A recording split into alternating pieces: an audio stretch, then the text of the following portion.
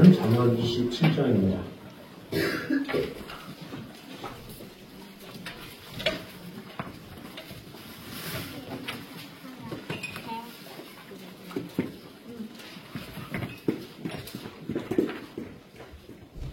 잠언 27장 21절에서 27절까지 말씀입니다.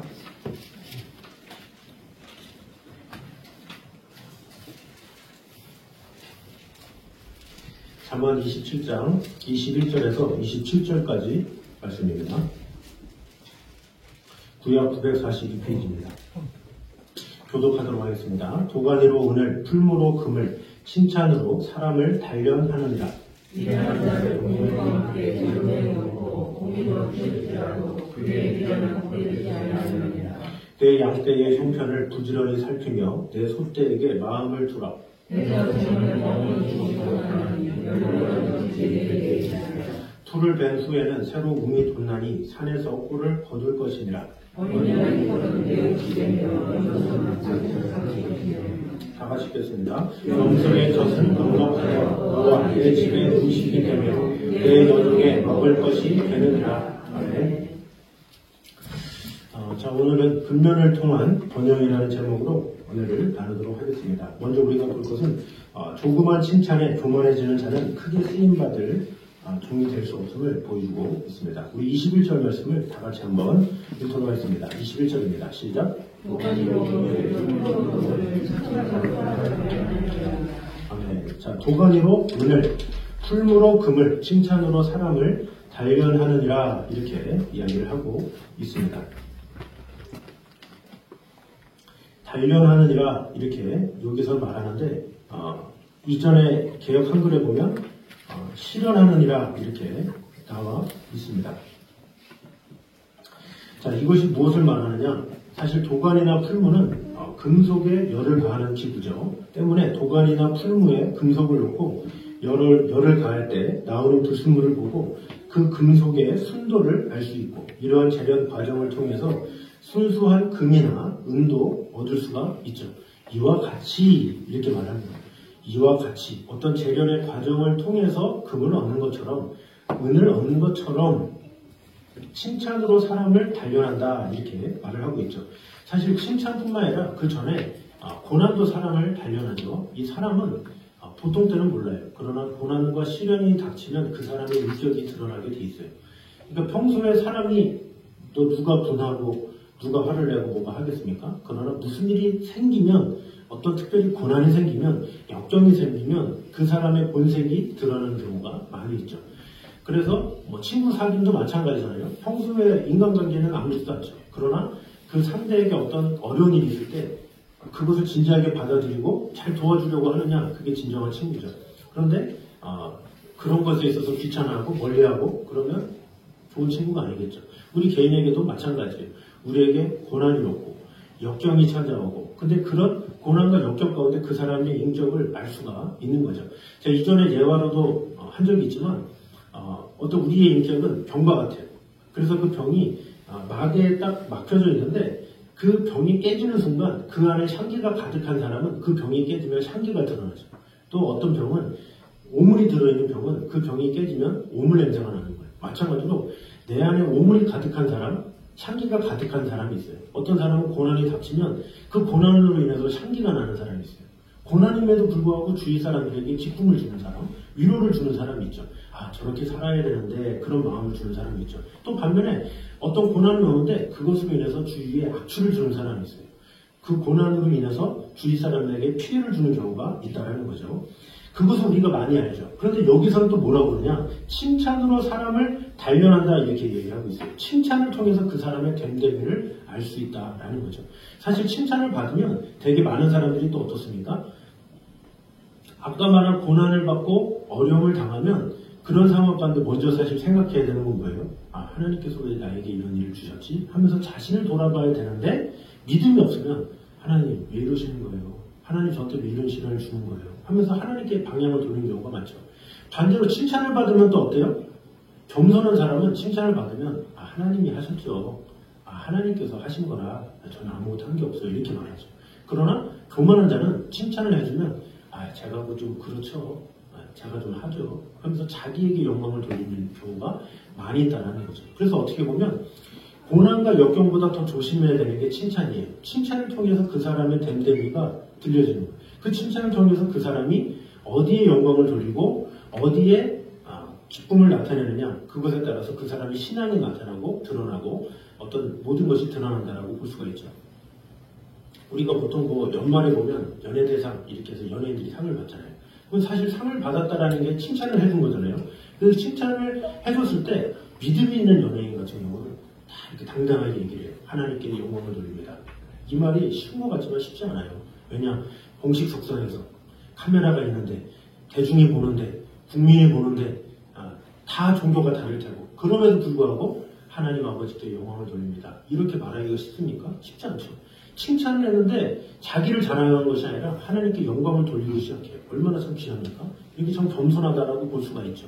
그런데 우리 또한 어떤 칭찬이거나 누가 극찬을 했을 때 우리는 그런 모습이 있어야 된다는 거죠. 하나님이 하셨습니다. 이런 게 있어야 되는데 우리도 모르게 맞아, 내가 뭐 했지, 이런 식으로 가는 경우가 있죠. 그래서 우리는 항상 칭찬을 어떻게 보면 기쁘게도 받아들이지만 조심해야 되는 게 칭찬이다라는 거죠. 칭찬으로 인해서 그 사람의 인격이 드러나고 신앙이 드러나게 되는 거예요.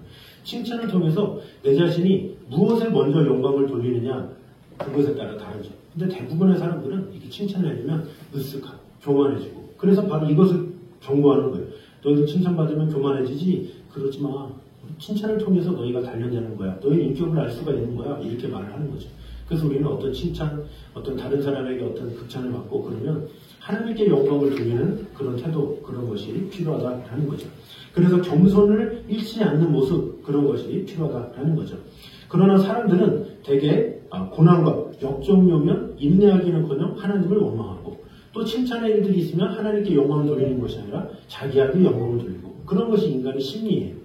그래서 우리는 항상 조심해야 된다는 거죠. 고난과 역경이 오면 누굴 돌아봐요? 나를 돌아보고, 칭찬을 하면 누구에게 영광을 돌려요? 하나님께 영광을 돌리고, 이런 것이 습관화가 돼야 되죠. 근데 대부분은 반대로 하잖아요. 고난과 역경이 오면 하나님 탓하고, 칭찬하면 내가 잘났고, 이러면 안 된다는 거죠. 그래서 우리는 고난과 역경 가운데 내가 어떠한 태도로 나아가야 될지 자신을 잘 돌아보면서 자신이 준비되고 자신이 잘 깨지는 것, 그것을 하나님께서 원하시는 것이기 때문에 자신을 돌아보는 게 우선이고, 또 내가 칭찬을 받았다면 이 칭찬으로 인해서 교만하지 않게 해달라고, 겸손한 자가 되게 해달라고 기도하는 것, 그것이 필요하다라는 거죠. 그래서 하나님으로부터 더 큰 칭찬 가운데 크고 귀하게 쓰임받는 저 여러분 되시기를 주님의 이름으로 축원합니다. 자, 두 번째로 교훈을 거절하고 죄악을 고집하는 자는 버림받고 멸망할 수밖에 없음을 볼 수가 있습니다. 우리 22절 말씀 같이 보도록 하겠습니다. 22절 시작. 미련한 자를 그의 미련은 벗겨지지 아니하느니라. 아멘. 자, 여기 보니까 미련한 자에 대해서 이야기를 하고 있죠.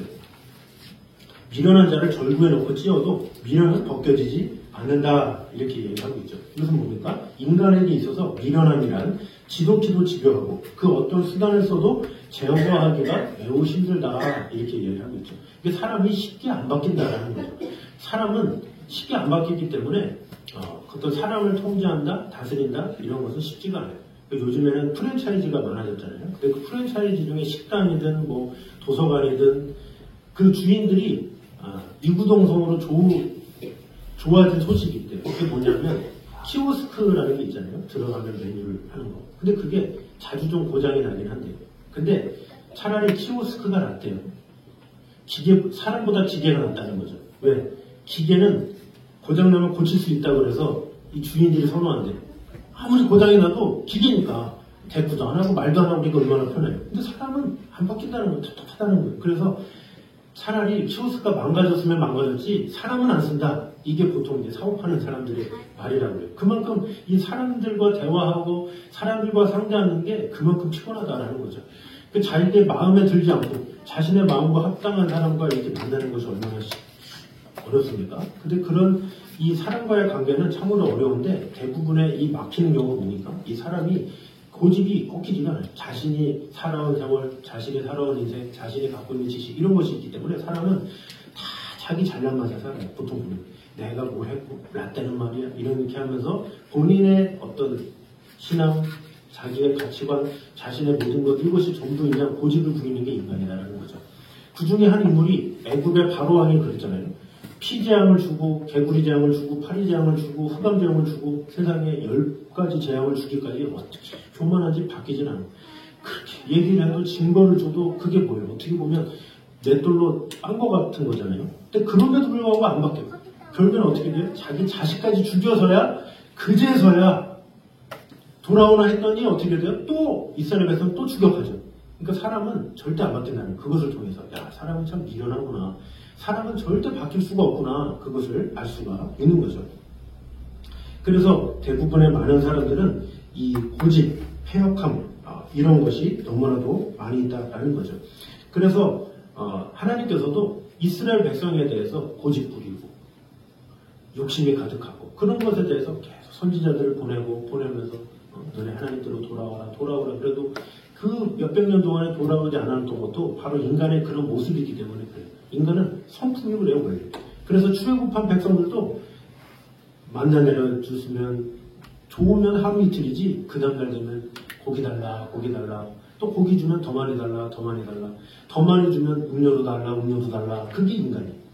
이렇게 하면 저거 달라고 그러고 저거 달라면 더 달라고 그러고 그것이 인간이기 때문에 인간의 연약함, 인간의 완악함 이런 것은 변함이 없다라는 거죠. 그런 패역한 모습으로 죄악을 고집하면 어떻게 되느냐? 심판으로 멸망받을 수밖에 없다라고 이야기를 하고 있죠. 이 진정한 신앙인은 어때요? 하나님 앞에서 늘 겸손하게 늘 자신을 새롭게 만드는 항상 깨끗한 마음으로 주님 내게 말씀하시면 내가 나가기 원합니다. 이렇게 하는 성도가 귀한 성도죠. 어떻게 보면 또 하나의 교만은 뭐냐면 성경 말씀을 내가 봐요. 근데 그 성경 말씀의 모든 내용과 이런 거를 한 번 본 걸로 정의를 해요. 예를 들어서 어떤 설교를 하나 깊이 딱 들었다. 아니면 성경 말씀에서 이해를 했다. 그러면 그 한 방향으로만 뭔가 해답으로 하는 경우가 많이 있어요. 그래서 성경을 이렇게 보잖아요. 사실 대여섯 번 이렇게 보다 보면 이 말씀이구나 그냥 넘어가는 경우가 있죠. 그러나 사실 하나님께서 원하시는 건 뭐예요? 내가 100번을 받든 200번을 받든 하나님은 항상 새로운 말씀으로 우리에게 주길 원하시는 거예요. 겸손한 마음 가지고. 내가 사도행전을 아무리 많이 읽었다 할지라도 또 새로운 마음으로 읽기를 원하시는 분이 하나님이세요. 근데 우리 인간은 나 이거 10번 이상 읽었는데 또 이거네? 이렇게 하는 경우가 있어요. 저 자신도 캠퍼스 때 이렇게 경건의 시간을 하거든요. 그러면 이번 달에 누가복음이다. 이번 달에 갈라디아서다. 근데 제가 캠퍼스에서 가장 많이 했던 게 사도행전이에요. 그러니까 저도 모르게 사도행전을 항상 하다 보니까 이번 달도 사도행전이네? 이런 게 되는 거예요. 이번 달도 사도행전이네 하면서 제가 묵상을 항상 했잖아요. 예를 들어서 1년에 한두 번은 사도행전을 하면서 1장, 2장 하면서 묵상을 해왔기 때문에 그 다음에 사도행전 봐도 그거밖에 안 보여요. 근데 그거밖에 안 보이는 것이 누구 탓이에요? 제 탓이죠. 제가 어떤 굳은 마음 가지고 보는 거예요. 1장은 뭐 이런 내용이지 뭐 다 제자들 이 성령을 받기 위해 준비하는 과정이지 뭐 그러면서 묵상도 정해져 있고 생각도 정해져 있고 틀이 정해져 있으니까 하나님께서 새롭게 말씀하시려고 해도 내 생각을 바꾸진 않아. 그러니까 그냥 그 내용 그대로 적용하고 2장에 가니까 오순절 날이네. 오순절 성령 강림 똑같이 기도하고 어떻게 하고 그러면서 내 마음이 정해져 있어. 3장 베드로 요한이 기도하러 올라가네. 그러면서 다 정해져 있어요. 4장 베드로 요한이 전도하네. 이러면서 여러 가지 이런 것들을 내 스스로가 다 알기 때문에 이미 성경에 대한 하나님의 음성을 미리 짐작을 하는 거죠. 하나님께서 나에게 새롭게 주기 원하시는데 나는 정해놨어. 이것이 어떻게 보면 교만이죠. 성경을 보긴 보는데 교만한 거야. 내가 정해놓고 하기 때문에.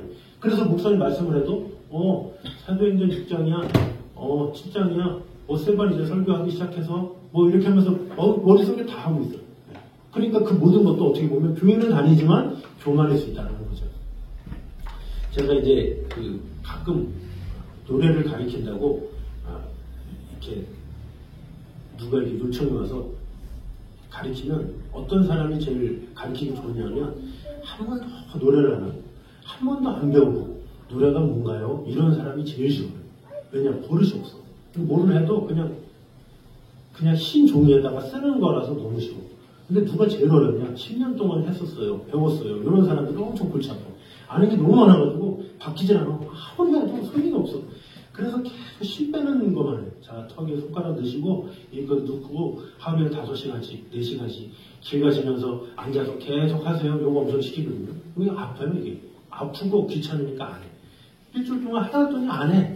그러고서 나중에는 그런 분들이 또 뭐라고 그러냐. 아, 배워도 안 되는데요. 그래요. 그래서 좀 신기하죠. 그러니까 할 게 많아. 힘을 빼려면 할 게 많아. 여기 넣어가지고 이렇게 해야 되죠. 자, 복식 호흡으로 해야 됩니다. 그 복식 호흡으로 할 때까지 제가 숙제를 내주거든요. 근데 그 자신이 배워왔던 그런 게 있어서 자신이 배운 것만큼은 딱 받아들이지 그 이상은 받아들이지 않아요. 그러니까 별로 오히려 못 늘고 누가 늘리냐. 아무것도 안 배웠던 사람들이 오히려 한 번 받고 나서 두 번 받고 나서 변화가 되는 경우가 있어요. 왜? 깨끗하니까. 그 배경이 전혀 없으니까. 신앙도 마찬가지. 어떻게 보면 처음 예수님을 믿었어. 그러면 말씀 하나하나가 새롭잖아요. 그러니까 참 잘 들려. 잘 변화가 돼. 근데 누가 변화가 되지 않느냐? 10번, 50번, 만 읽은 사람이 변화가 안 돼요. 늘 했기 때문에. 우리가 여행 가도 그렇잖아요. 예를 들어서 베트남에 대해서 처음 가본 사람이 설레요. 마음이 착해. 그래서 베트남에서 얘기해. 그래요? 그래요? 미얀마는 국수가 100원이래. 그래. 근데 막 갔던 사람한테 얘기해보면 다 아는데 뭘 얘기하냐. 그러면서 흥미도 없어. 재미도 없어. 비행기 타도 재미도 없고 모두 낭만도 없고. 그러면 여행을 여러 번만 가는 사람하고 가면 오히려 설교만 듣고 재미 하나도 없어. 처음 가보는 사람. 그런 사람하고 갈 때 기쁘고. 그리고 왜 깨끗한, 마음이 깨끗하니까. 이 성경도 마찬가지다라는 거죠. 내가 경험 많이 하고 많은 것을 보고 신앙생활 많이 한 사람들은 그런 것이 있어서 절대 변화되지 않아요.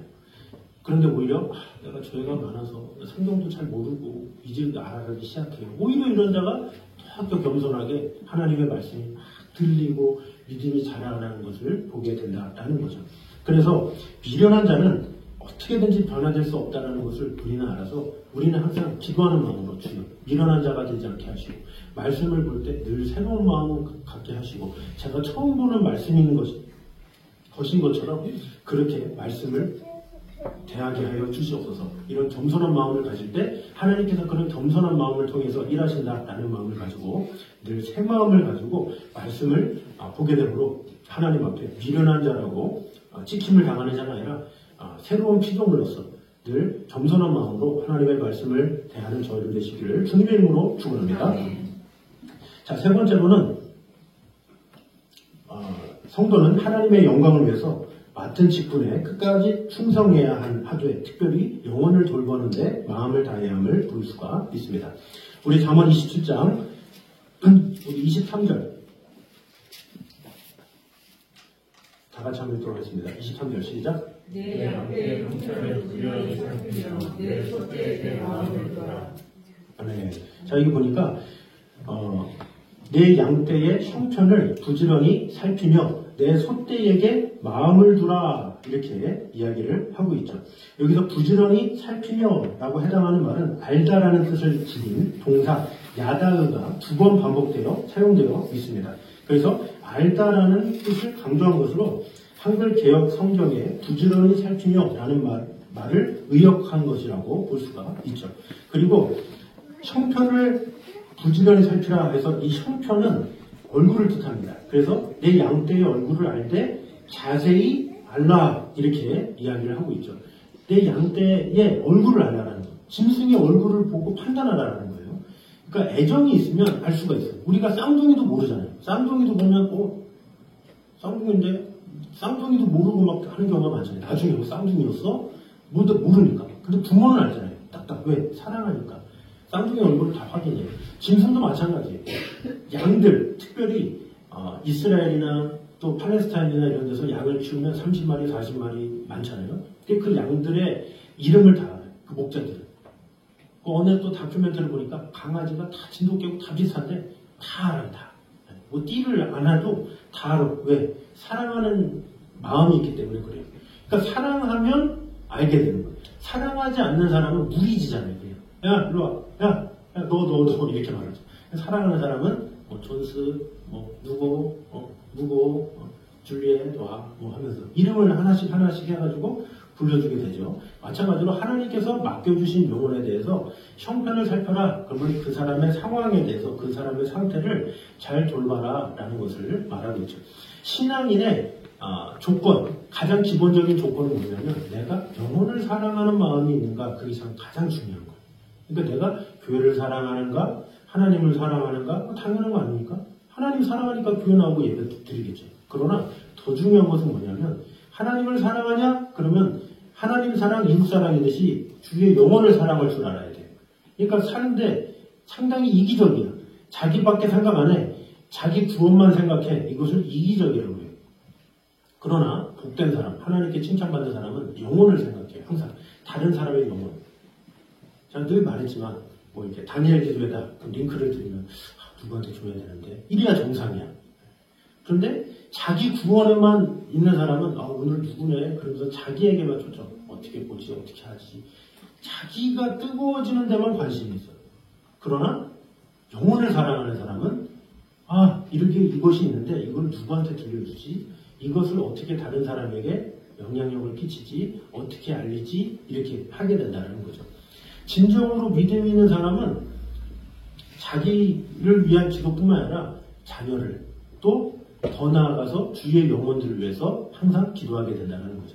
다음 세대를 위해서 더욱더 마음을 다하게 되고 그래서 우리가 자기 전에 나를 위해서 늘 기도해야 되겠죠. 그러나 자녀를 위해서도 제가 늘 얘기했지만 어린 자녀들은 손을 놓고 나이가 들었으면 잠이 깊이 든 다음에서라도 손을 놓고 기도해주는 그런 정성이 있어야 된다는 거죠. 왜? 영혼을 사랑하기 때문에. 그것이 진정한 그리스도인인 거예요.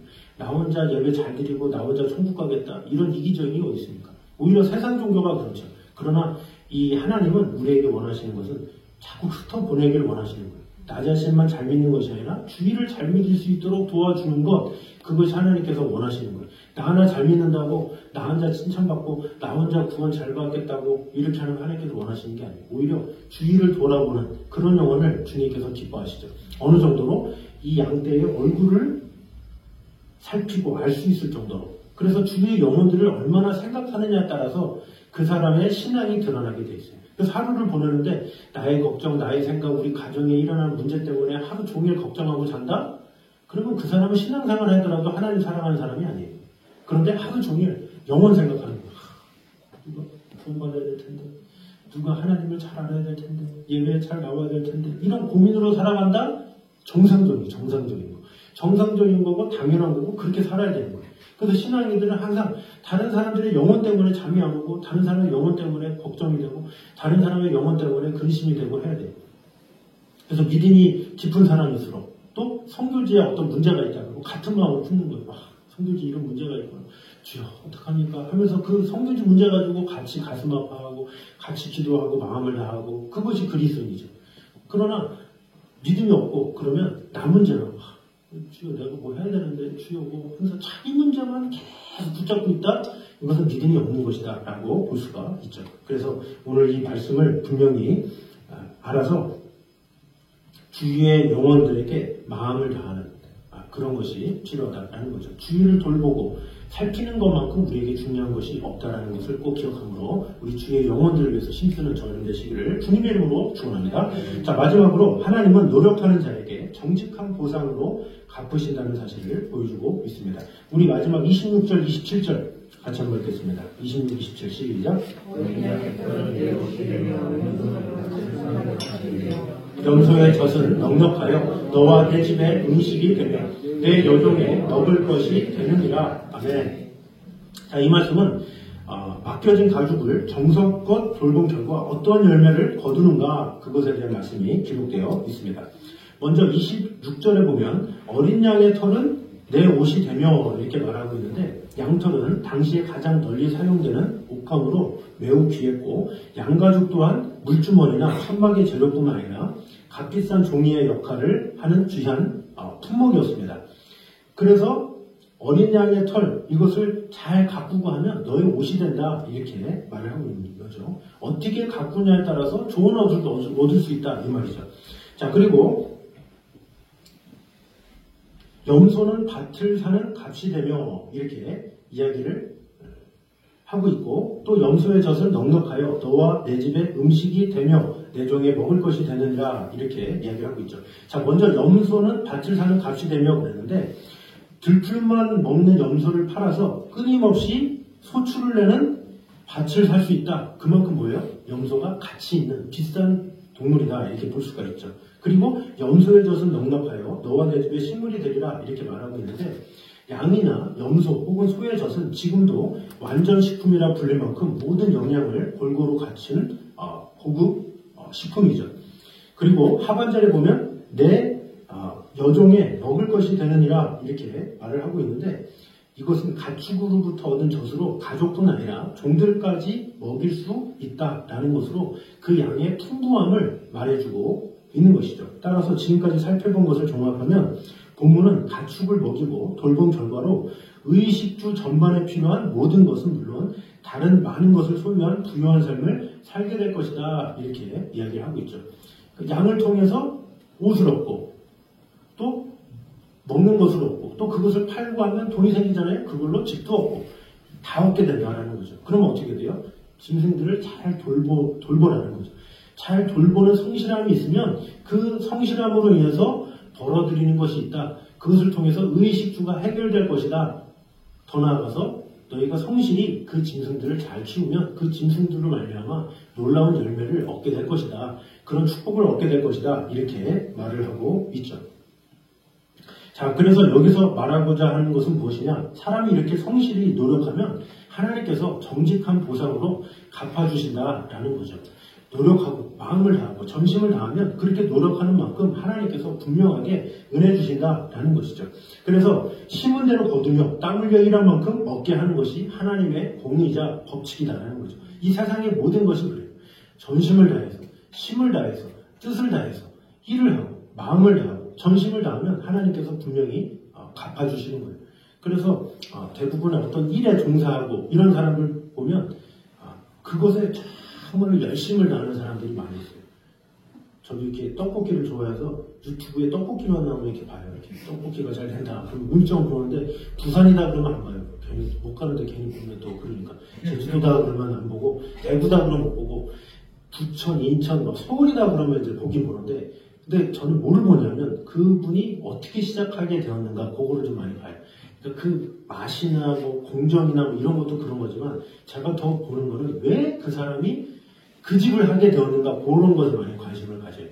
그래서 어떤 분 보니까 떡볶이를 너무 사랑해가지고 너무 사랑해서 직장을 다니면서 떡볶이를 없이는 하루도 못 살았대요. 그 사람이.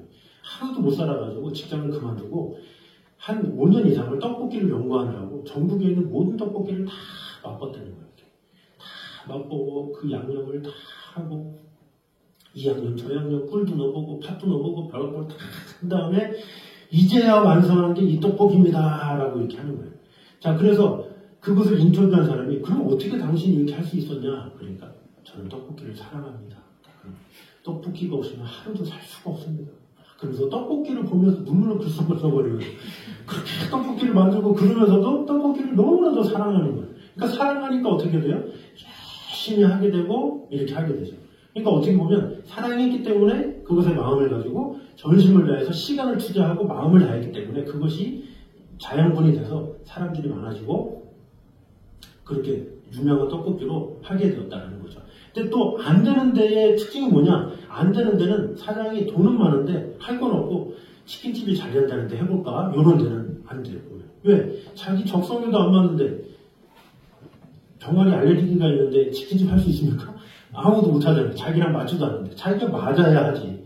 그러니까 뭔가 맞아야 되고 잘해야 되고 또 잘하면 어떻게 돼요? 계속 하게 되고 열심히 하게 되니까 열매를 거두게 된다는 거죠. 이 세상의 모든 것은 내가 먼저 좋아야 되고 그 좋은 것을 얼마나 지속적으로 오래 열심히 할 수 있느냐 이것이 참 중요하죠. 그렇게 하면 하나님께서 반드시 갚아주신다는 거죠. 그래서 하나님께서 각자 재능을 주셨잖아요. 어떤 일에 대해서 이렇게 마음을 주신 거예요. 그래서 그것에 대해서 얼마나 전심을 다하느냐 그것에 따라서 하나님은 분명히 열매를 맺게 하신다라는 거죠. 그래서 우리가 이런 하나님의 법칙을 통해서 우리가 깨달아야 할 것이 있습니다. 그것이 뭐냐? 첫 번째로는 심지 않고서는 거둘 수 없다는 거죠. 심어야 거두죠.